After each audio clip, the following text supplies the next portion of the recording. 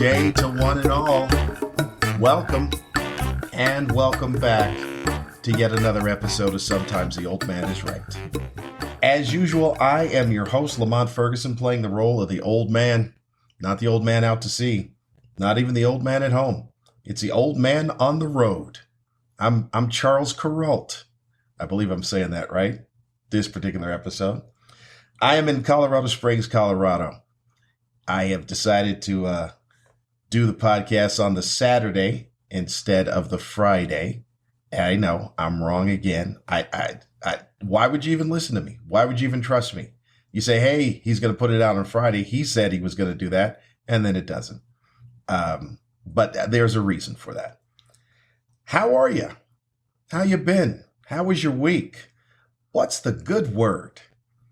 I hope you're well. I hope you had a nice week. I'm all right. Thanks for asking. As was stated, I'm in Colorado Springs, Colorado. On the road, I'm at Looney's Comedy Club.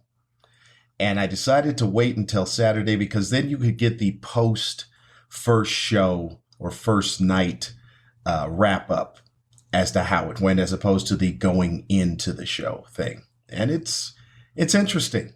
A lot of interesting things took place on the big show.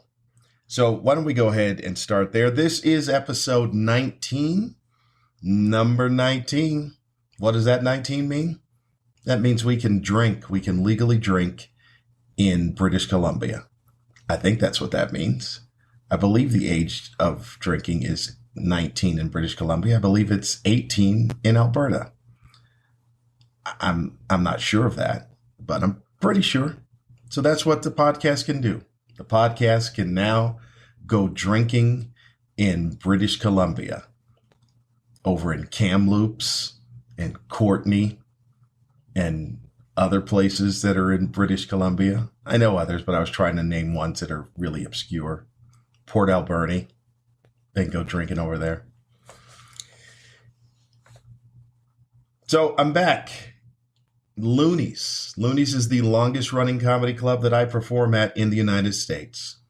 I have been coming to this club once a year for, I would say, 30 years, or at least close to 30 years. It's a club that I came up in. Like, I don't think I never hosted at this club, but I did feature and then co-headlined and then now headlining at the club. For the past, I don't know, over a decade or so. So it is home in essence, because they treat you like family. I know the previous owners of the club who have both passed away, and now the club is owned by Eric. And Eric used to be the bartender at the club, so they keep it in the family. Then he bought it, and they do good things. They treat you well. They treat you very, very well and appreciative that you're here. Crowds are decent. Crowds are a little rowdy, I found. Last night, that's what I found, that they were a little out of control. Some of that has to do with you can make a crowd be out of control. You can make a crowd behave in whatever way that you kind of structure the show to be. But for me, I thought they were a little ruckus, which was fine because that's kind of what I needed. Because on a cruise ship, you're not dealing with that. You're not dealing with crazy, or at least on my cruises. Let's put it that way. The cruise lines that I work on, which is Holland and Princess and Celebrity, those crowds are not out of control. Young people yelling and screaming. I've heard things. It's with Dan Gabriel, who I was on the Holland ship last with. He was talking about Carnival and saying that, yeah, they can be out of control with the Carnival folks there. So I guess it all depends. But this is not typical for me to have to deal with. It's been a long time since I've had to deal with this type of mostly crowd work and then sneaking in jokes.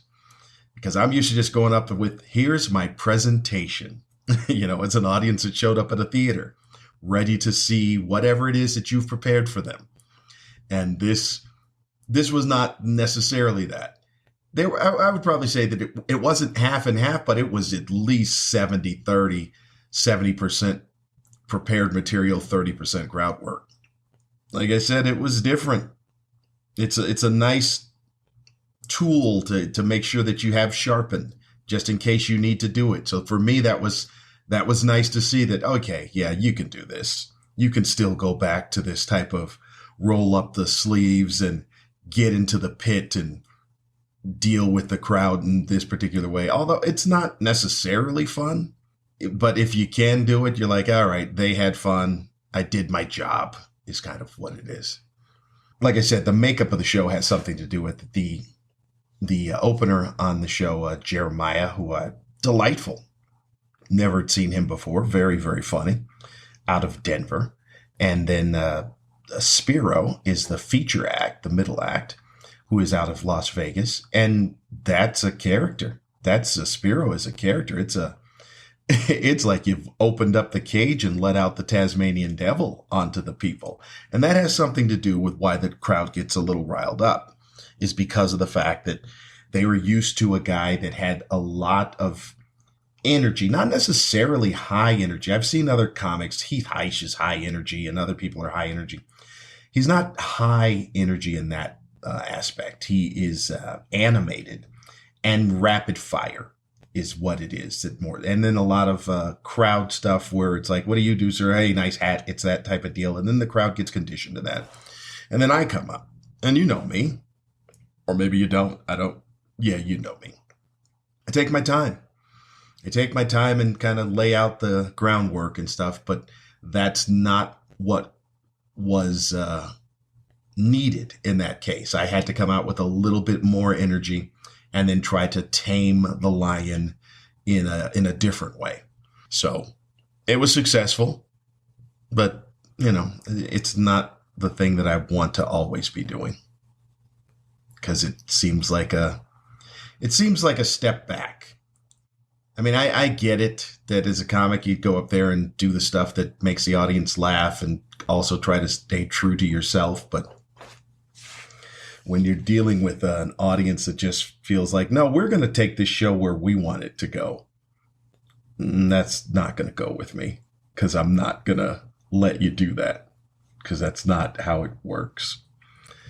So that was my first night back. 2 shows last night. I do like the fact that they've moved the shows to 7 and 9:30 p.m. because even though 9:30 p.m. is still the late show, it doesn't have a late show feel because it's not 10:30 where people have been out for that. That extra hour makes a difference. It really does. It makes a huge difference in the demographics of the crowd and in the behavior of the crowd, because 10:30, you are going to be dealing with drunks.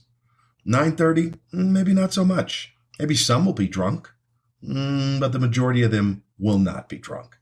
And so shout out to Loonies for doing that, getting rid of the late show, but still having the late show.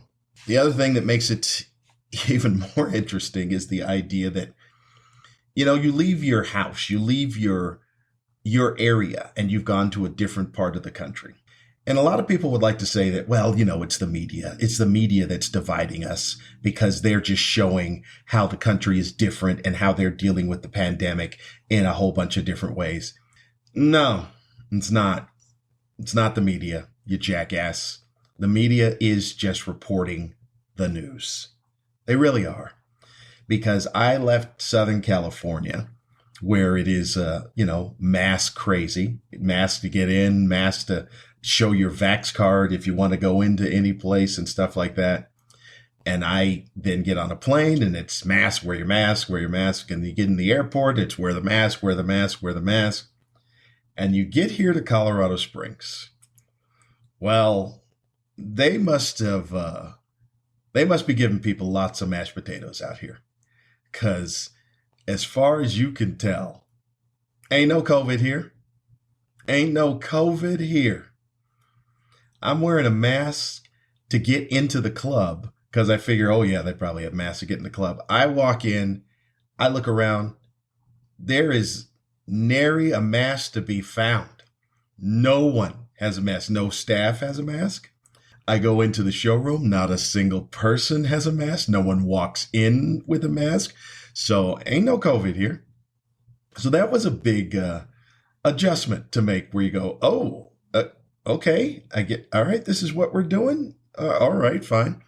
So I just made sure I sat far away from people, although we're indoors and it's the same air. So that's really anti productive as far as being preventative towards anything. I should have just sat in my car if I wanted to be completely safe and then waited till I went up. But also remember, still carrying the super immunity, still being Black Superman. So I'm not too terribly concerned. But I went up and made a mention to the audience about saying that, yeah, it's interesting to see that there are no masks here. And then a kid up front, I call a kid if they're younger than me. And then he started spouting off every opportunity he was given. And I did give him the opportunity. So if the crowd wanted to be upset, then they could be upset by the fact that I kept talking to him and allowing him the platform to speak. But man, this guy knew a lot. Or he thinks he knew a lot. Because his first statement was, it's no big deal. It's not that big of a deal that COVID isn't. And that he proudly boasted that he had it twice and it wasn't that big of a deal. And I said, well, I've had it as well. And I understand if you're saying it's not that big of a deal because we're both here and we had it. Although it is weird that he was boasting that he had it twice, as if he was out actively searching to get it, to achieve some sort of record. But I was trying to, in a way, just say, well, maybe not a big deal to you and I, because we had it and we're here. But to the people that died, kind of a big deal. And then he went to say, well, yeah, my mom had it, and she nearly died. I thought, well, wouldn't that be a little bit more of a, hey, then it's not that big of a deal? But it was odd to let him have the floor. And I just wanted to hear what he had to say, because I am fascinated by these conspiracy theory people. And I'm also fascinated by the youth that thinks they know everything. That's actually more fascinating to me than conspiracy theory people, because I found out that he was 32, and man, oh man, he had a lot of theories. I asked him, why they shut down the world then, if it's not that big of a deal? His response, well, because older people are more susceptible, and older people are people that lead the world. So that's why we shut it down, which really makes no sense, because why would you just not sequester the older people if that's all that really matters? Why would we shut down the entire world? But these are the things that 32-year-old people who have nothing else to do but access the internet, because he did boldly say that he doesn't watch mainstream media, which is another case of that weird logic thing where they go, I don't want to watch mainstream media. And I get that. I can get that point. I can get behind that, because you can say, yeah, it's skewed. No matter what they say, they all have an opinion. Yep, you're right. That's today's news. It all has an opinion. But the news that you're reading that's not mainstream doesn't have an opinion? Yeah, they all have an opinion. Even being cool kids non-mainstream has an opinion that we're not the cool kids non-mainstream. Do you understand how that works? If you want news that has no opinion, then just get all of your news from AP, because all they do is tell you what happened. And it's reading. There's no channel. They don't have a news channel. Go get your news from the AP and then go from there. But that was fascinating. And it was interesting to see that, like I said, ain't no COVID in Colorado Springs, which is the name of my new album. So that was the show.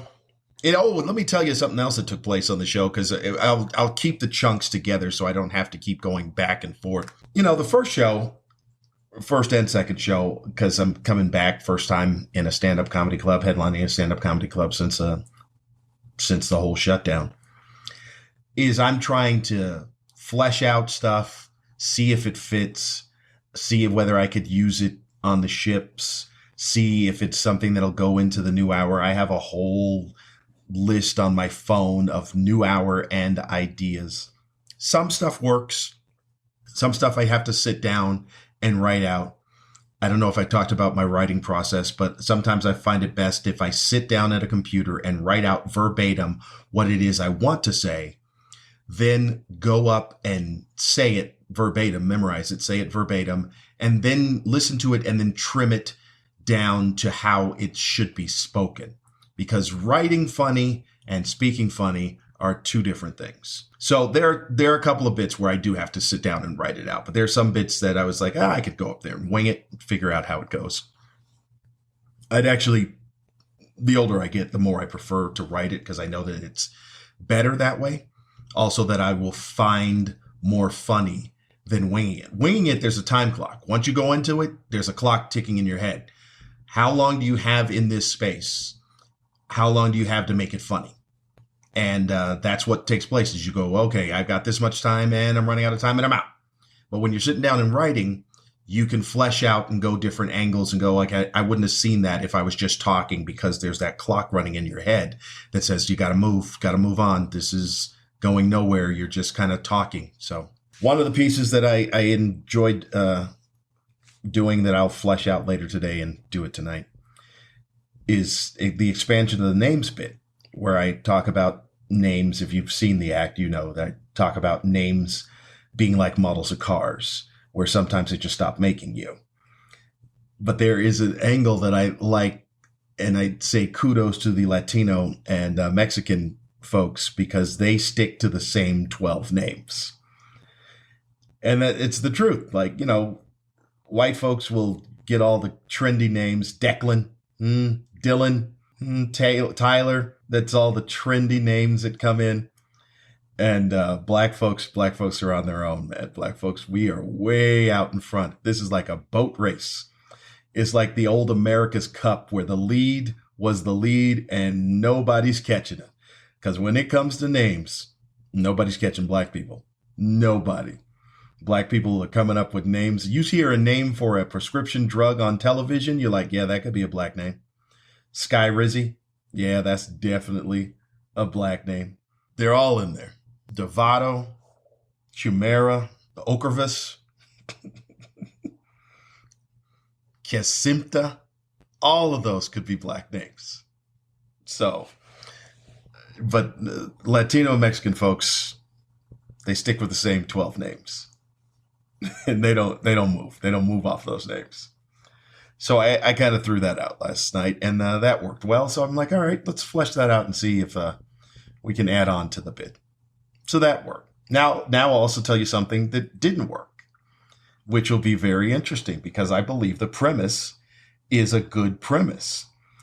And it may work with a different audience because, I'm working for the cruise line, and it may work for that angle.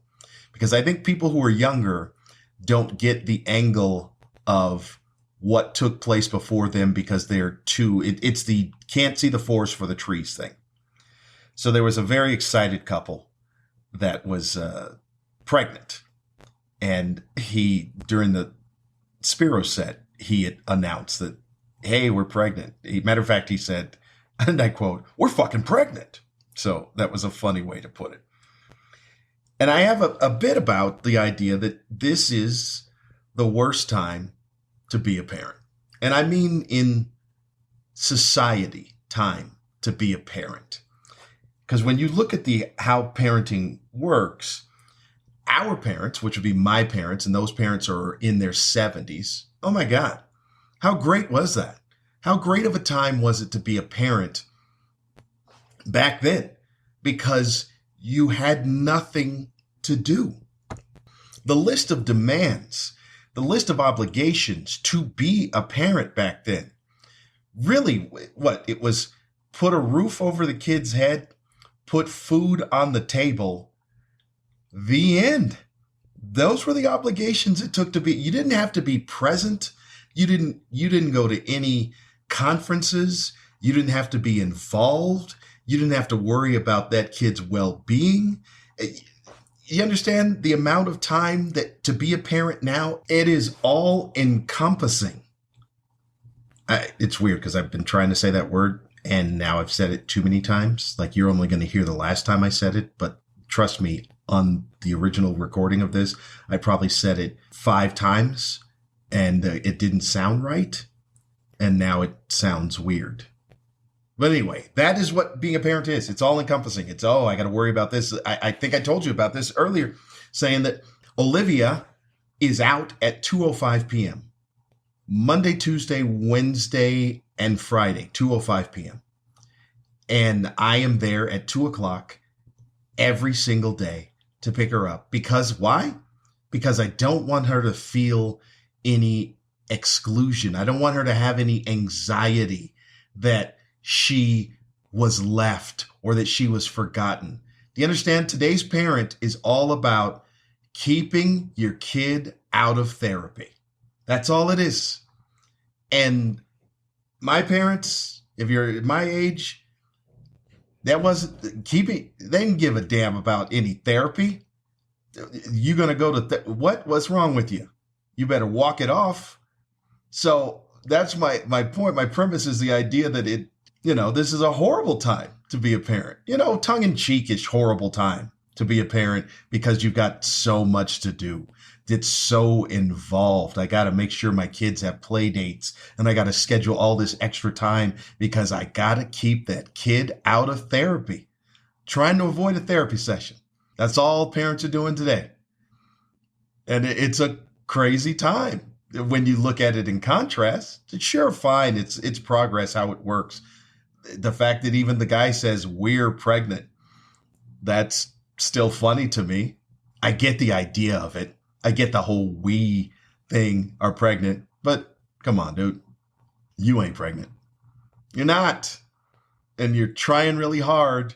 And the people have tried really hard to go, well, we've got to include the man. The man has to be included so that he can feel that he's part of this entire thing. And so you got to say that it's a we are pregnant thing. But it is not. It's not. She's pregnant. You can be a part of the pregnancy experience, but all that burden, that's on her. And all the lower back massages and everything psychologically may help, but that ain't you.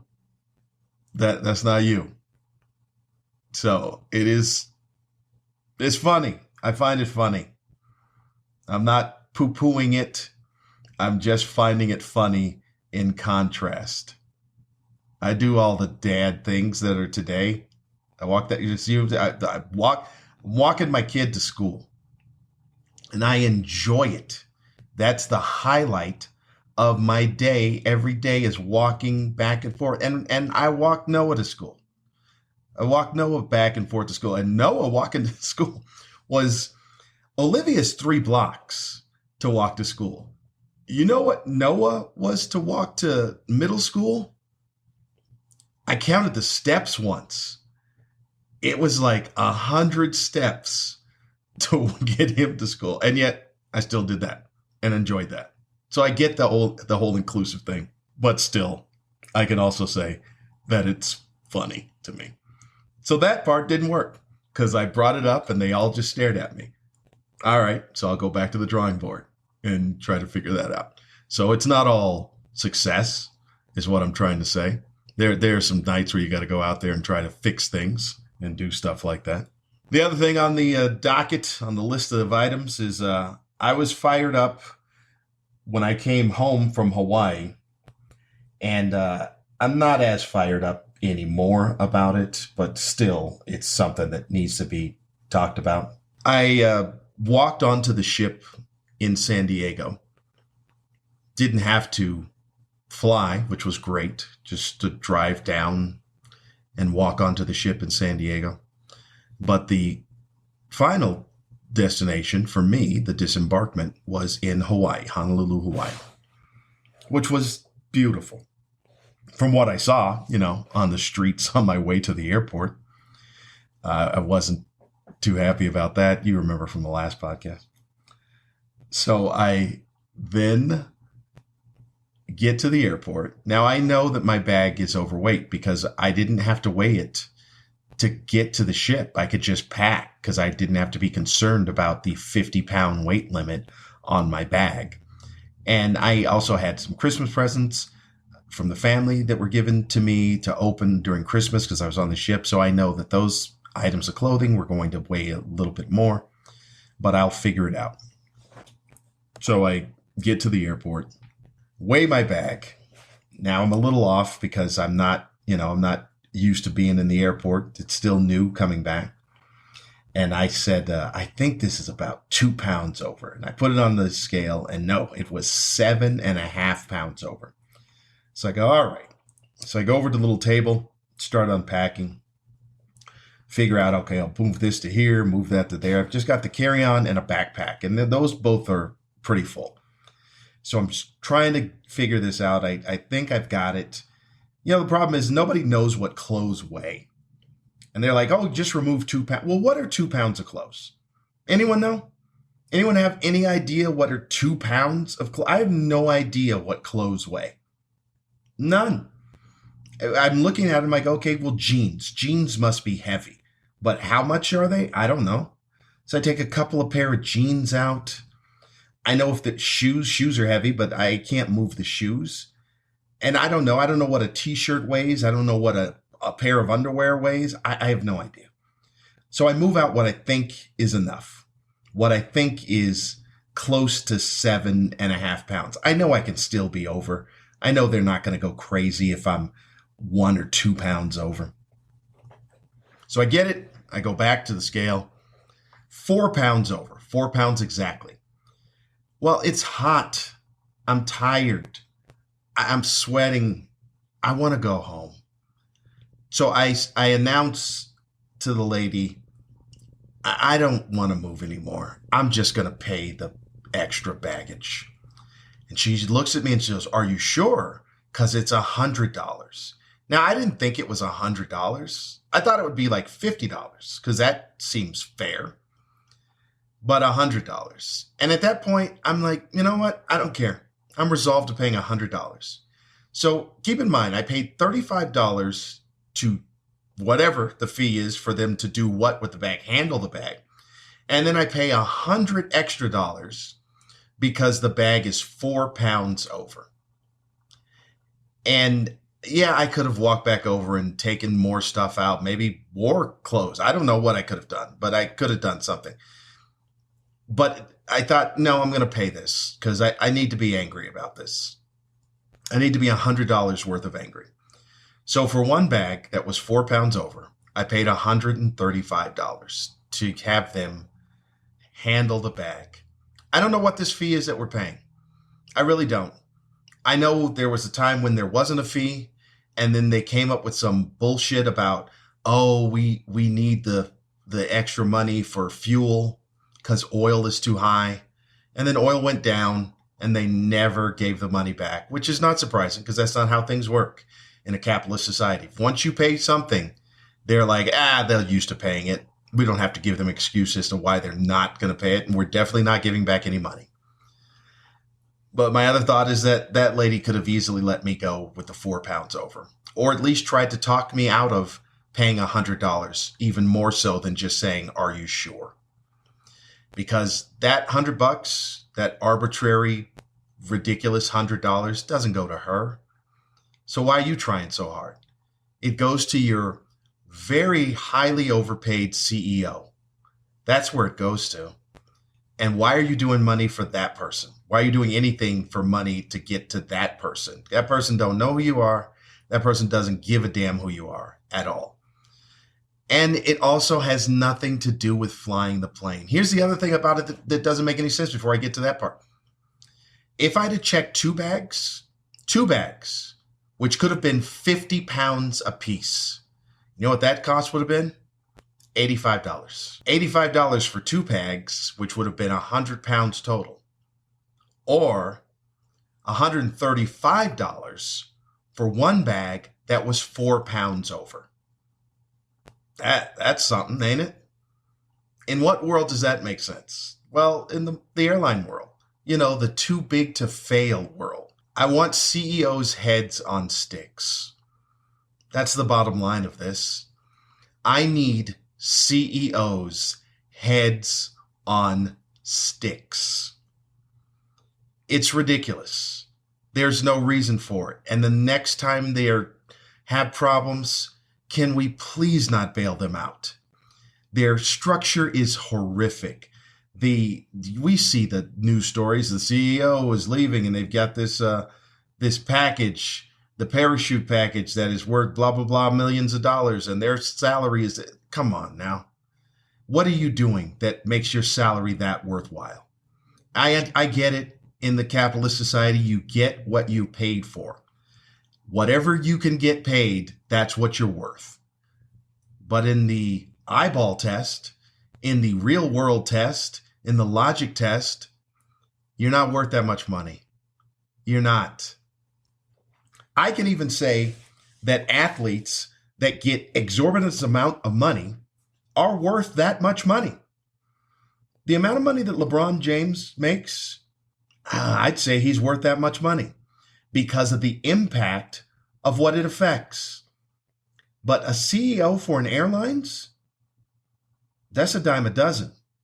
That dude or woman could be anyone off the street. Next person up would still be worth whatever that money is. So you're not bringing anything to the table. There's nothing special about you. There's something special about LeBron. There's something special about Tom Brady, who's highly underpaid, by the way. There's something special about Patrick Mahomes and all these other guys and athletes that are paid. Serena Williams, something special about her. There's nothing special about a CEO of an airline company. Nothing at all. They're not doing anything innovative. They're not doing anything that another person could not do. So the idea of this arbitrary, hey, we're going to knock them $100 for being 1 pound over. What are we trying to dissuade here? From packing too many clothes? Because, like I said, none of this has anything to do with keeping the airplane up in the air. Nothing. And that 4 pounds that I was over, is that causing us danger? Is it causing us $100? What are you doing with the $100 that's making it safer for us to stay in the air because my bag was 4 pounds over? Nothing. You're doing nothing. Arbitrary construct really is what it is. And you especially can't say that it has anything to do with safety for the simple reason that we're not weighing the passengers. We're not. A dude 140 pounds gets one bag that's 50 pounds next to the dude that weighs 425 pounds. So come on now. Heads on sticks. I want all CEOs heads on sticks. That's that maybe that'll solve the problem. Maybe we'll knock down some money if we just start putting some heads on sticks. Speaking of companies, it's funny how some of the folks, some of my friends that are, I don't even know if they're far left. I don't know where they are. They're weird is what it is. Like I said, I've got some friends that were liberal and now they've just turned conservative and turned weird conservative. Is that like they're angry about the pharmaceutical company? That kid in the audience was also saying that, oh, it's all about money. It's all about money. Like, okay. Because a friend of mine, they're busy saying that, hey, this whole thing is about the pharmaceutical companies just making more money. And I'm so tired of the pharmaceutical companies. That's what they're busy saying. Because that's the whole pandemic, is that the pharmaceutical companies are making money. All right. Well, you know what? They should. Like, once again, this is a capitalistic society. So if you have something that's worth something, then you probably should make money. Pharmaceutical companies are making money. Yeah. You know why? Because they came up with the vaccine that will help eventually, I guess, us get out of the pandemic. So yeah, they should make money because they had the idea. Now, sure, in a pure society, an altruistic society, yeah, they release it for free and they just let mankind keep on moving. But that's not how it works. We don't live in that society. We live in a capitalist society where you make money, and that's how it is. So, but this anger towards the pharmaceutical, I can't believe, look at, they're making all the, yeah, they are making the money. And also the idea that people are so angry at the pharmaceutical companies. Oh, you mean the companies that help you stay alive? Because we can go back to not having any of these companies and have a lifespan of 30. We could do that. How about we do that? How about any of you volunteer to do that? All of you that are so against everything that's pharmaceutical. Now, I'm not for the pharmaceutical companies in the lobbies being in the pockets of politicians. I think that's garbage. But the idea of just being against pharmaceutical companies in the first place is nonsense. Because, like I said, why don't we go back? Let's go back to whenever the time frame was when the life expectancy was 45. How about that? We can go back to that. And all of you could just be the fuck out of here. You won't have much to complain about because you died because you fell in a ditch. And then there was no medicine, no pharmaceuticals to help fight an infection. And you know what? You just died. Sorry. What happened? He fell in a ditch. He stepped wrong, slipped on an acorn. Now he's dead. How about we go back to that, you dumbass? Oh, like I already told you, people, it's good on paper. Good idea on paper, people. But execution, horrific execution. You know, I thought about, because they were talking about, I was talking about people being rich. And this is just a weird aside thing. Because people always talk about, oh, I want to be Bill Gates rich. I want to be, who's the other guy? Elon Musk rich. Jeff Bezos rich. You know who I want to be? I want to be Batman rich. Batman rich, I think, may be the richest. I don't even know, because, you know, the comic book nerds, they've got it all figured out where they've got things translated into real world things. And I didn't look it up to see whether or not who was richer, if Bezos was actually richer than Bruce Wayne. But I just know that Bruce Wayne is hella rich. And he's bought Superman's old home rich. Or no, he bought the bank. If you guys watch Justice League, he bought the bank that foreclosed on Superman's old home on the Kent farm. But that dude's got a lot of money. He's got gadgets and gizmos aplenty. He's got who's-its and what's-its galore. You want thingamabobs? He's got 20. Okay, look, that was Little Mermaid. But that dude, he's got all the gadgets, he's got all the stuff that goes on, and he never is concerned about money, and he doesn't work. Whatever Wayne Industries or Wayne Enterprises is, that dude's got a lot of money. That's how rich I want to be. I want to be, hey, I don't know how I make money rich. Jeff Bezos, we know how Bezos makes money. It's on Amazon. We give him money because we keep buying stuff. If we stop buying stuff, Jeff Bezos would have no money. Elon Musk, I don't really know how he has money. I know he owns Tesla, so he's got money off of that. But Bruce Wayne, what does Bruce Wayne do?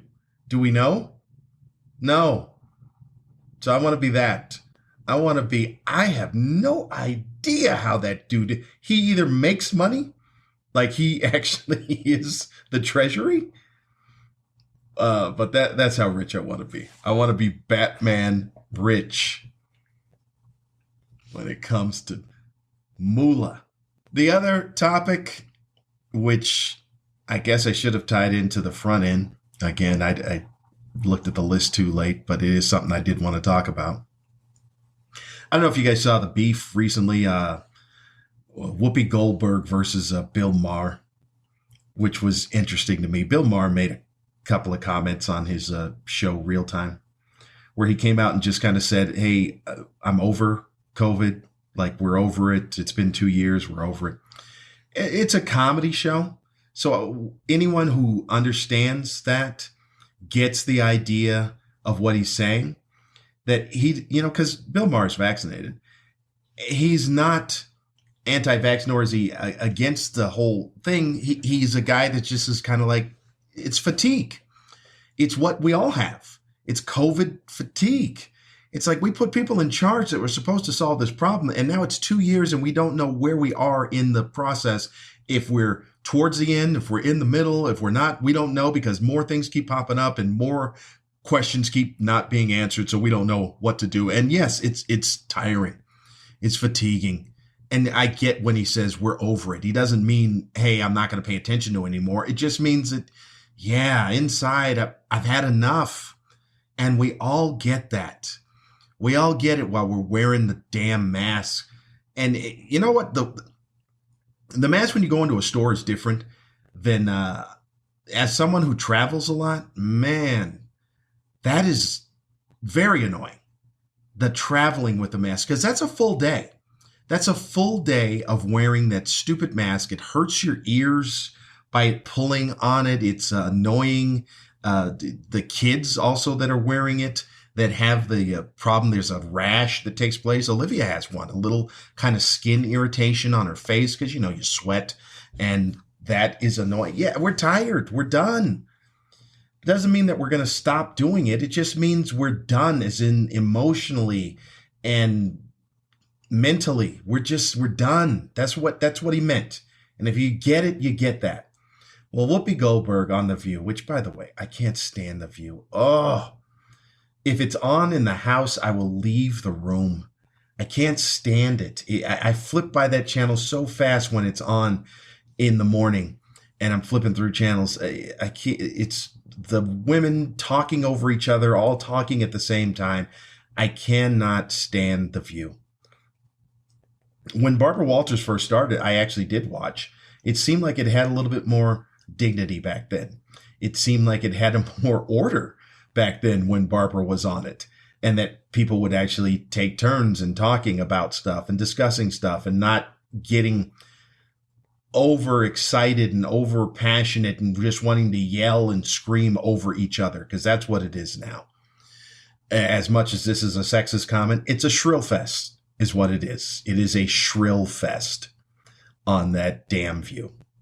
But Whoopi Goldberg heard it, and then she just took Bill Maher to task on it, and she did the thing that I talked about in the previous episode, where you use kids to try and prove your point, and it's all about the children.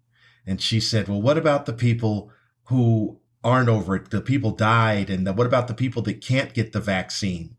There are people who, okay, the people that can't get the vaccine, yeah, I feel for them, that you can't have the vaccine. Yes, sure, we should be extra careful because of them. But the point that she said, what about the children who are unable to get the vaccine? Which she must be referring to the children that are under 5, because those are the children under 5 that are not able to get the vaccine. So I went directly to the stats to find out, what are the number of children that are unable to get the vaccine who have died? You know what the number is? Well, this was last I checked. I haven't checked recently. 0 to 4, which is the age range of kids who are unable to get the vaccine.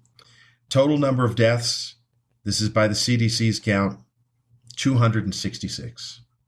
That's it. Now, I don't mean to minimize that number, but because any child that dies is horrible. One child dying of anything is terrible. And I'll go as far as to say that if you want to have an argument and say that there is no God, all you have to do is present me one child that died, and I'd go, you know what? Maybe you got a legitimate argument. Maybe you do. Because any world where a child dies, that's hard pressed to believe that there is some being that is looking out for everyone. Anyone else? People die all the time. But a child? That's hard pressed. So I don't want to trivialize the number. But in the grand scheme of things, a total of 266 children. 266 is not a lot. You want to put it into a weird type of example? If Whoopi Goldberg went to do an appearance in some, I don't know, theater and only 266 people showed up, she'd say, man, nobody showed up. You understand what I'm saying? That's not a lot in the comparison of what the other numbers are. So to use the children under the age that is eligible to get the vaccine have died, and therefore that's how I'm going to chastise you for saying it, that you're over it. 266 is the number. You're going a little overboard, Whoopi. You're a little out of touch, Whoopi. And this is what happened with this thing. Like I said before, I'll say it once again. We've gone too far. We've gone on too long, because we will have people like Whoopi who will never leave her house again. She leaves the house to go in the studio to do that, but Howard Stern, he'll never leave his house again. There are people that got too afraid and too sedentary in the house. They're never leaving. They're never going out. We missed that window.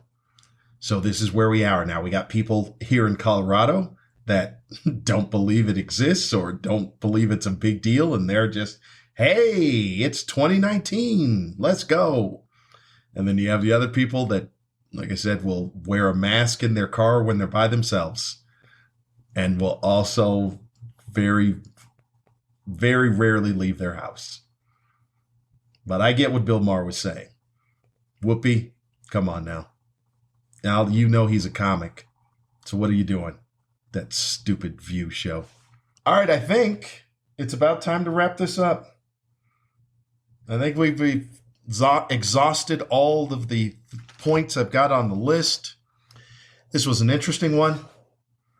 You know, I don't know if it had as much funny as me just maybe dispensing information. You know, you got a little insight on the comedy mind and stuff like that. I had a good week walking Olivia to school. Walked her every day, including the Friday before I left. So that was fun. That was nice. We had an interesting conversation on Friday on the way to school. And it made me think, I wonder how many people actually do have this recall. We were talking about the teachers of school, and then somehow she was talking about time travel. Like, why don't you pretend it's this year? And I said, I would like to pretend it's 1973 and I'm walking to school to go to the second grade. And then she asked me who my teacher was in the second grade. And then I went through all of my teachers. It took me a little bit of time because I couldn't remember my fourth and fifth grade's teacher, which, by the way, was the same teacher. In the fourth and fifth grade, I had the same teacher. So I went through kindergarten all the way to sixth grade of trying to remember all of my teachers. And I did. Eventually I did. And I thought that was kind of a cool thing, because then she would, you know, give her teachers, but granted, she's only in the second grade. So I wonder if the rest of you can. Can you remember your kindergarten through sixth grade teachers? Now, you know, after that, when it comes to middle school or junior high school, as it was when I was a kid, then you have a whole bunch of teachers, and maybe you only remember the ones that you enjoyed and stuff like that. But an interesting experiment for me to go back to remember. Kindergarten was Miss D'Ambrosi. First grade was Miss Larvey. Second grade was Miss Steffen. Third grade was Miss Diamond. Fourth and fifth grade was Mrs. Olson, because it was the same teacher. And sixth grade was Miss Hendricks. Those are the teachers. It was interesting also back then that I remember the first time we had a male teacher. Like, there was only one male teacher at my junior high or in my elementary school that I remember. And it was weird when there was a male teacher. Like, it was freakish. Like, now it's no big deal. But I remember back then, like, just about every teacher was female. Every teacher was a female teacher. And so I remember there was a substitute once, and it's like, oh, who is this dude? He's a teacher? It just seemed like he was filling in for the teacher in the mentality of a kid back then when you had a male teacher. There was one male teacher. I don't remember his name, but nobody wanted him because he had a paddle and he would paddle you. This was during, this is a different time. Corporal punishment was around in school back then. And there was levels is what it was. And what you had to do if you got in trouble, the teacher would say, take a level. And level one was you had to go to the back closet, face the back closet with your arms crossed so your back is to the classroom and stand there for 15 minutes.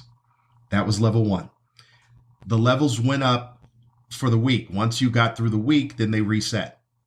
So you could get a level 1 on a Tuesday, and if so you got in trouble again on Wednesday, that's level 2. Level 2 was go to a different classroom, like an upper class classroom, like a 5th grader's classroom. Stand with your hands against the closet in the back of the room, so you're leaning on the closet for a half hour. Half hour. That's what you had to do there. And level 3, I think level 3 was go to the principal's office. And I don't know even what happened there, because I'll be honest with you. I was a pretty decent student. I only got level 1. Only level 1s for me. I never received a level 2. I was scared to death of a level 2. So level 1 is, like you're talking too much in class. Up, Lamont, go take a level 1. All right, go back there 15 minutes and you're done. But level 2, I wanted no part of level 2. But also in that classroom you had to go with level 2, there was a rumor, I don't know if it's true, but that teacher had a paddle. That was a male, he had a paddle, and he could hit you with that paddle, wooden paddle. So that was the trip down memory lane with Olivia on Friday. So I look forward to getting back on.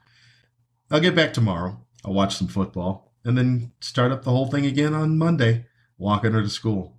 Maybe I'll relay the whole levels thing to her, because we didn't talk about that. That's just a memory that came up while I'm talking to you guys. But I'll bring that up to her and watch the horror in her face when she realizes that how barbaric these times were that her dad grew up in. All right, folks, that is it. As always, I appreciate you. Thanks for tuning in, as always. All things Lamont Ferguson can be found at lamontferguson.com. I went and updated the site. Well, updated the information on the site. I haven't updated the site yet. It's on the to-do list. It's on the, hey, maybe I'll do list. That's what it'll be on. So you can go to that, lamontferguson.com. You can catch me on all social media platforms at TV Funnyman. Not all of them. I am on TikTok that I don't do anything with. I think I told you that before. I will look forward to getting back home where there will be, what's that word? Humidity in the air. Good grief. This Colorado is, it's either I picked up another case of COVID or the dryness of this air is brutal. I've asked both shows, and I'll ask again tonight, what lotion the black people are using here in Colorado Springs, because this is absolutely horrific. I'm on constant lotioning since getting off the plane, and my body is drinking it up and saying, where's more? I need an IV drip of lotion. I'm thinking about going to maybe a Jiffy Lube and just bathing myself in 40 weight, because this is insanity. Like I said, and I've stopped this podcast many times to clear my throat. So it's either COVID, but I'm Superman, or this is not hospitable for people that need moisture. I hope you have a great week. I will get back on this thing. We'll see what happens for Friday. All systems say it should be Friday. We'll see what happens. Monday, Lewis Johnson and I will be back with a good green room, so tune into that. That's on Facebook Live, so you can check that out if you're on the Book of Faces, as my friend Trent McClellan says. Shout out to Trent. I said some things here today. I say some things here every day. I don't know if any of them were controversial. I don't know if any of them were out of the norm. Well, maybe the CEO's heads on stick was a little harsh. Maybe the CEO's heads on sticks was a little harsh. But you know what? I'm going to stand by it. $135 because I was 4 pounds over. That made 0 cents. 2 bags, $85. 4 pounds over, 1 bag, $135. You do the math. You wonder why kids our kids are failing at math because we've got CEO math going on here. You know the drill. Sometimes I say things that are outlandish because that's what old people do. They say things in comparison. Like I was talking about that whole corporal punishment thing. That's a bit outlandish. I don't believe in that anymore. I get it. So some of the things that you learned that you knew, some of those things are wrong. But sometimes the old man is right. I'll see you next week.